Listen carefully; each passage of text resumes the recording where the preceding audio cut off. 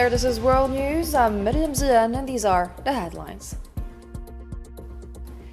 As part of efforts to strengthen fraternal relations and cooperation, Algerian President Mr. Abdelmajid Tebboune arrives in Ankara on an official visit to Turkey, where he was officially welcomed by his counterpart Recep Tayyip Erdogan at Ankara International Airport.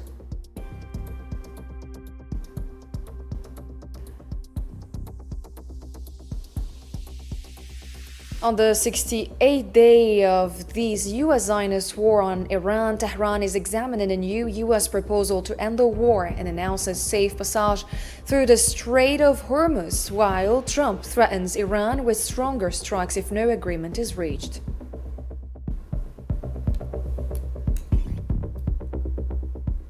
In Lebanon, a violent Zionist raid hit the southern suburbs of Beirut. The Zionist occupation threatens to evacuate 12 villages in the south, and Hezbollah says it carried out several decisive operations against the Zionist occupation forces in southern towns.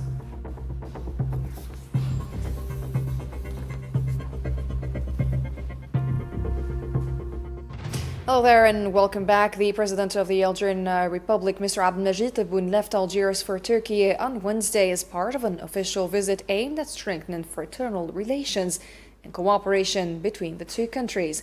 A statement issued by Algerian presidency on Wednesday indicated that President Tebboune will co-chair with his Turkish counterpart, President Recep Tayyip Erdogan, the first session of the Algerian-Turkish High-Level Strategic Cooperation Council.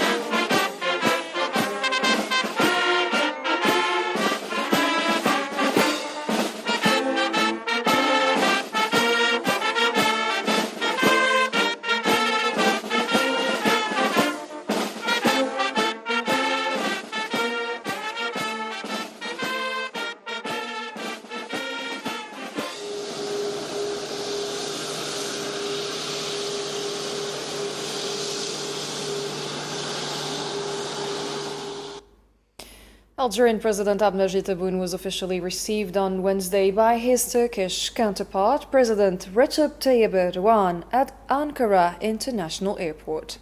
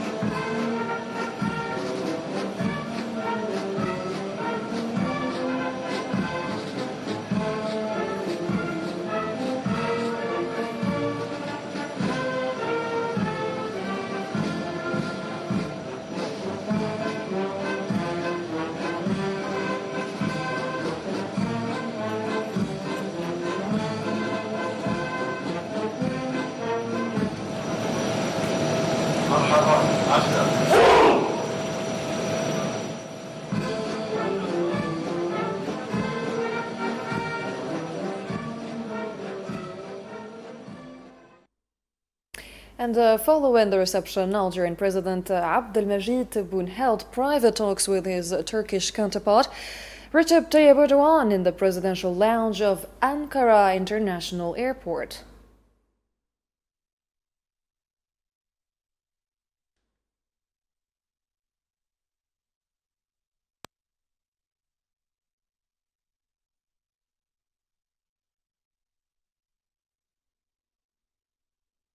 And to speak more about the visit, we have with us political analyst Mr. Abdenour Toumi. Mr. Toumi, what are the main objectives of President Tebboun's visit to Turkey, and what outcomes are expected from this first session of the high-level Strategic Cooperation Council?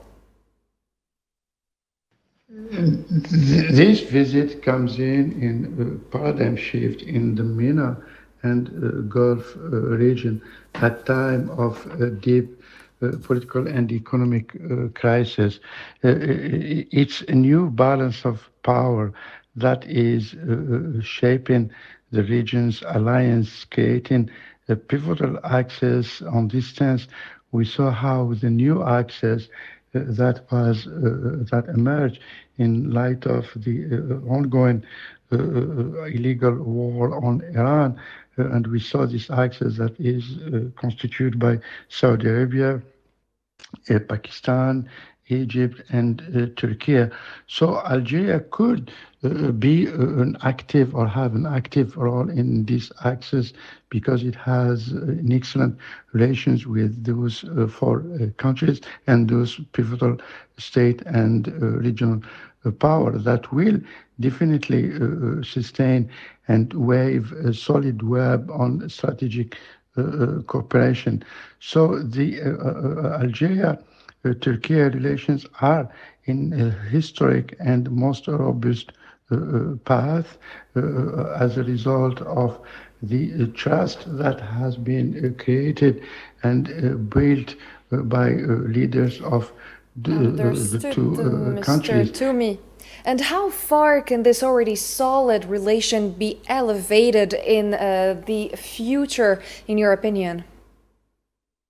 It is important now to speak about the Turkey-Algeria high-level strategic cooperation that is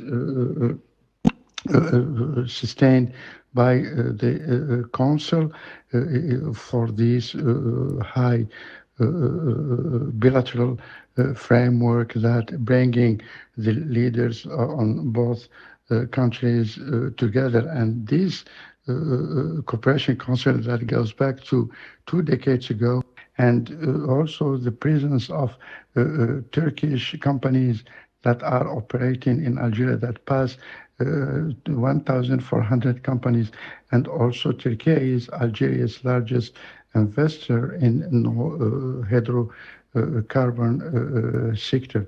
So both leaders, Algeria and Turkey leaders, are also becoming a strong voice on just causes like the Palestinian one, and also how they are playing solid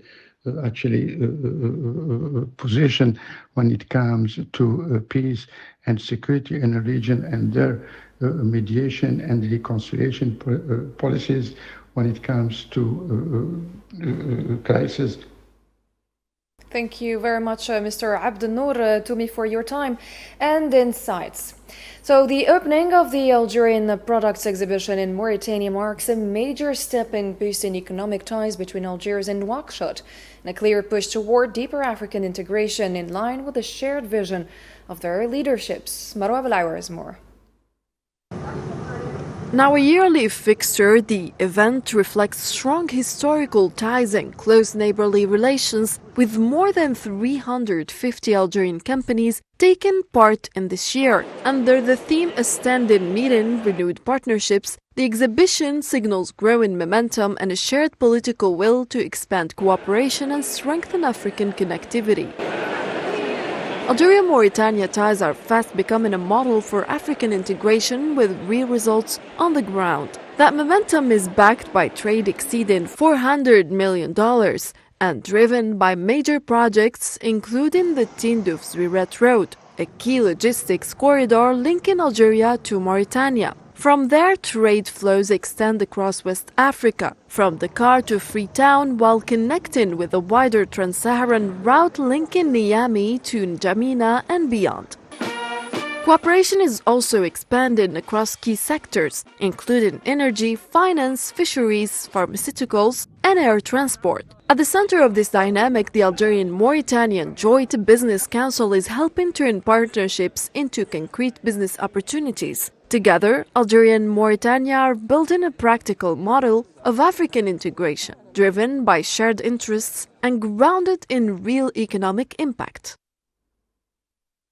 The Algerian ambassador to Mauritania revealed that trade between Algeria and Mauritania has risen to $400 million in recent years. On the sidelines of the launch of an Algerian products and services exhibition in Nouakchott, he also stated that Algeria ranks as Mauritania's top trading partner in Africa.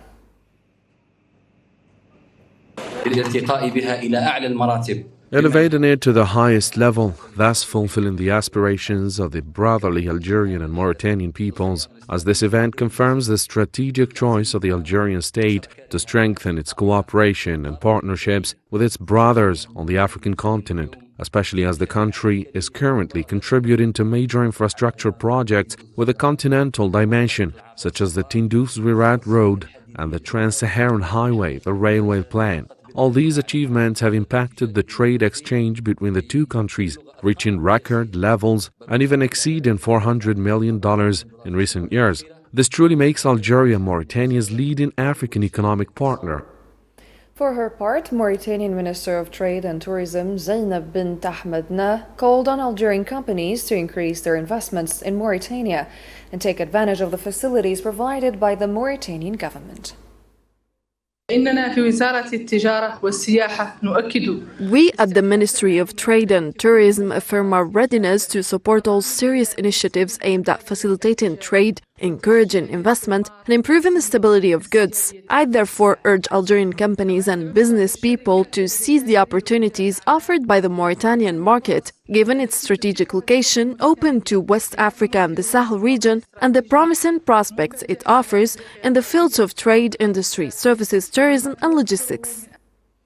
Several ambassadors accredited to Mauritania praised the quality of Algerian products and their export potential during a visit to the Algerian Products and Services exhibition in Nouakchott. In a Wednesday statement, Algeria's Ministry of Foreign Trade and Export Promotion said the diplomatic delegation toured the exhibition's pavilions, discovering the diversity of Algerian products. The ambassadors also commended the organization and the quality of the exhibits, highlighting progress in Algeria's industry and services sectors.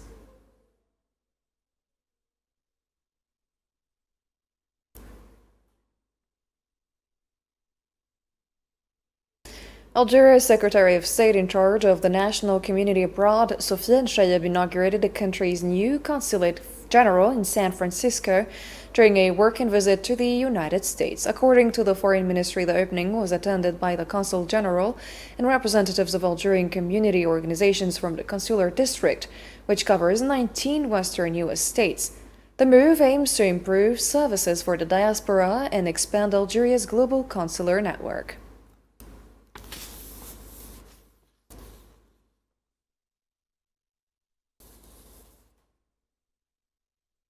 The third international conference on the role of constitutional review in protecting rights and freedoms in Algeria concluded on Wednesday, stressing the importance of exchanging expertise among constitutional courts.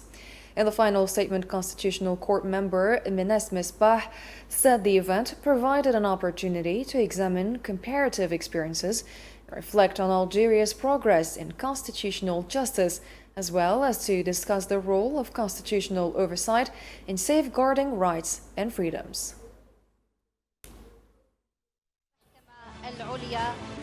The international conference saw the participation of 448 attendees from various state bodies, institutions, and universities, 27 institutions. 28 questions were submitted via the dedicated digital platform. The conference's 3 sessions featured rich and in-depth general discussions by professors, judges, legal researchers, and students. This lent a solid academic character to the event, reinforcing the achievements of the constitutional system in our countries. The participants addressed all the questions and inquiries raised, demonstrating a remarkable ability to board interest in the conference's theme. This contributed to enriching and clarifying the scientific, jurisprudential, and judicial concepts in the field of constitutional justice. Binas Misbah added that the conference highlighted the role of constitutional review in countering any attempts to undermine the system of rights and freedoms, which is based on universal and comprehensive principles. وتتجلى أهمية هذا الملتقى. The importance of this third international conference lies in its role as a scholarly opportunity to explore the role of constitutional review in protecting rights and freedoms, drawing on the Algerian experience and the experiences of comparative systems, given the pivotal role played by constitutional courts in countering, through the mechanism of constitutional review, any attempt to undermine the system of rights and freedoms enshrined in the state's fundamental legislation, which is based on a universal and comprehensive framework. In different news, Iran's foreign ministry spokesman Ismail Baghai said Tehran is still reviewing the U.S. proposal to end the war in the Middle East. According to Iran's ISNA news agency, he added that Iran will convey its response to Pakistan, which is mediating between the two sides once its position is finalized.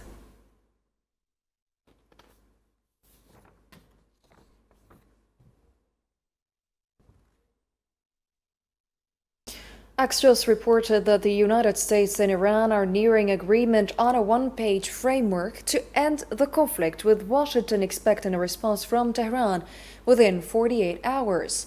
According to a U.S. official cited by the report, the proposal includes halting uranium enrichment in exchange for sanctions relief and the release of frozen Iranian assets, alongside 30 days of detailed negotiations.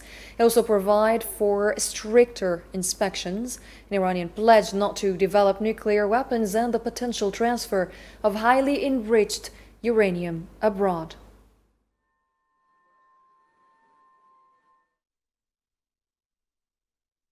Iranian state media reported that the naval forces of the Islamic Revolutionary Guard Corps said safe passage through the Strait of Hormuz would be possible once U.S. threats ends and new measures are implemented. The statement comes after reports that the United States suspended operations assisting stranded ships in transit in the strait.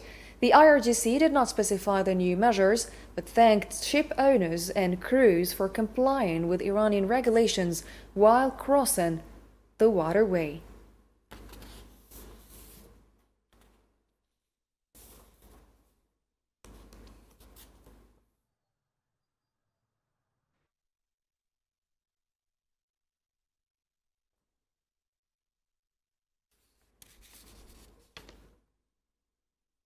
The U.S. President Donald Trump said he would end what he called the Epic Rage operation and reopen the Strait of Hormuz if Iran agrees to the reported deal. In a post on Truth Social on Wednesday, Trump suggested Iran is likely to accept the agreement's terms, while warning that it would face heavier bombing than before if it refuses. Based on the request of Pakistan and other countries, the tremendous military success that we have had during the campaign against the country of Iran, and additionally the fact that great progress has been made toward the complete and final agreement with representatives of Iran, we have mutually agreed that while the blockade will remain in full force and effect, Project Freedom will be paused for a short period of time to see whether or not the agreement can be finalized and signed. So the U.S. President Donald Trump said he would temporarily suspend the escort of ships through the Strait of Hormuz, citing significant progress toward a comprehensive deal with Iran. In a post on Truth Social on Tuesday evening, he said the naval blockade on Iran would continue, while the so-called Freedom Project would be briefly paused to assess the possibility of finalizing an agreement. The White House did not provide details on the progress of the duration of the pause, and no immediate reaction was reported from Tehran at the time of his remarks. Assuming Iran agrees to give what has been agreed to, which is perhaps a big assumption, the already legendary Epic Fury will be at an end, and the highly effective blockade will allow the Hormuz Strait to be open to all, including Iran. If they don't agree, the bombing starts, and it will be, sadly, at a much higher level and intensity than it was before. U.S. Secretary of State Marco Rubio said a U.S. drafted UN resolution calling on Iran to stop attacks and mine laying in the Strait of Hormuz is a test of the United Nations' effectiveness. He urged China and Russia not to use their veto power again, as the UN Security Council began closed-door talks on a U.S.-backed draft supported by several Gulf states. The text condemns what it describes as Iranian violations of a ceasefire and calls for cooperation with UN efforts to establish a humanitarian corridor through the strait, citing disruptions to aid delivery and shipments of essential goods. Yeah, look, I mean, everyone wouldn't want to see this vetoed again, and then we've made some slight adjustments to the language, but I don't know if it'll avoid a veto or not, but the language isn't very complicated. And I think it's a real test for the UN, right? As a function, as something that functions that can solve global problems. What is the purpose of the UN? The UN was supposed to be a place where you could peacefully resolve global conflict. Right now, you have a country who is unlawfully, criminally, and illegally taking possession of an international waterway and blowing up commercial vessels and putting mines in the water. I don't know if people appreciate like how outrageous this is, how unacceptable it is that any country would fire and try to sink commercial vessels or put mines in the water. Both of these things are illegal. And so we're going to take it to the UN, and we're going to give it another chance to be a forum in which we're not even asking people to like commit troops to the region and help blow up the Iranian boats. All we're asking them to do is to condemn it, to call on Iran to stop blowing ships, to remove these mines, and to allow humanitarian relief to come through because there's humanitarian aid that's trapped. That's it. This is a very modest request. And if you're telling me that the international community and hundreds of countries cannot rally behind that, then I don't know what the utility of the UN system is if it can't even solve something as straightforward as that.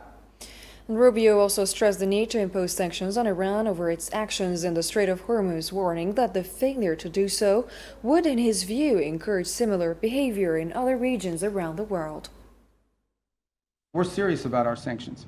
Then a cost needs to be imposed on Iran for what they are doing. Otherwise, if they get away with this, guys, if they get away with pulling this thing off without paying a price for it and backing down, you're going to see multiple places around the world where other countries are going to be tempted to do the same. This is unacceptable.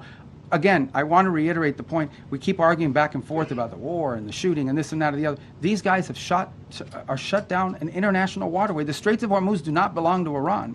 They don't have a right to shut it down and blow up ships and lay mines. And that's what they've done. That needs to be addressed. Otherwise, and it cannot be normalized. Under no circumstances can we live in a world where we accept, okay, this is normal. You have to coordinate with Iran. You have to pay them a toll in order to go through the Straits of Hormuz. Not only is that unacceptable in the Straits, you're creating a precedent that could be repeated in multiple other places around the world. The whole world should join us in this condemnation, and the whole world should join us in doing something about it, by the way. It shouldn't just be us. We're hoping to get countries. We're going to give them a chance to do something about it at the United Nations. China has called for an immediate and comprehensive ceasefire in the Middle East, according to the Chinese news agency Xinhua News Agency. Foreign Minister Wang Yi made the remarks during talks with his Iranian counterpart Abbas Araghchi in Beijing on Wednesday. He said China opposes renewed conflict and emphasizes the priority of dialogue on the Iran situation, noting that restoring safe passage through the Strait of Hormuz is a shared concern of international community and urging all parties to heed global calls for de-escalation.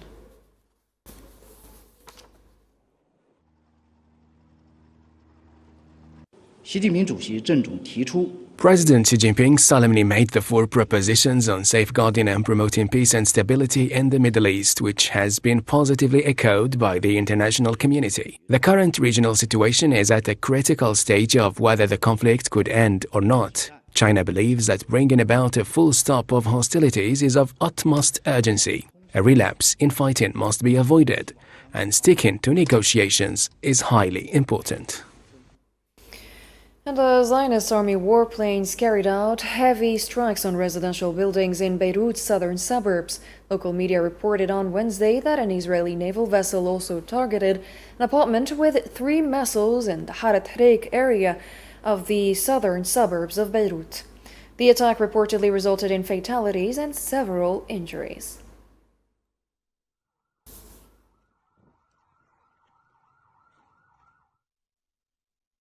6 people were killed and others injured in Israeli airstrikes across eastern and southern Lebanon on Wednesday. Strikes on Zalaya in West Beqa killed 4 people, including a local mayor and his family members, and wounded several others. In a separate attack on Mevdoun in the south, drone strikes and shelling killed 2 people.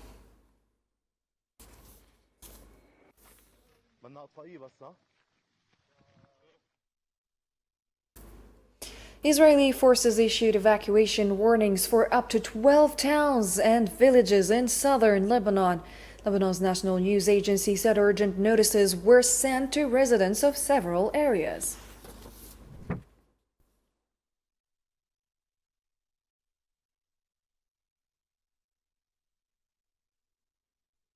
Hezbollah in Lebanon said its forces carried out several operations against the Israeli forces in southern Lebanon. In a statement posted on Telegram on Wednesday, the group said its fighters targeted 2 Makov attacks in Bint Jbayl using attack drones claiming direct hits. It added that it later struck additional tanks and gatherings of Israeli soldiers in the town of Khantara with further drone attacks, also reporting confirmed hits.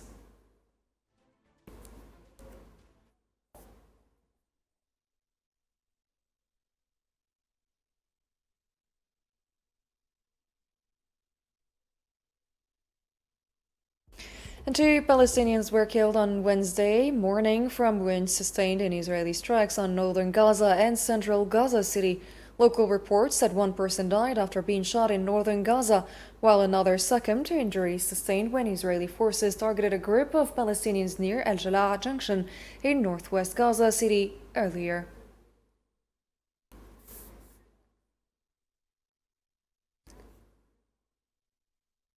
We have reached the end of our newscast for tonight, but stay with us for a special coverage on Iran-US war.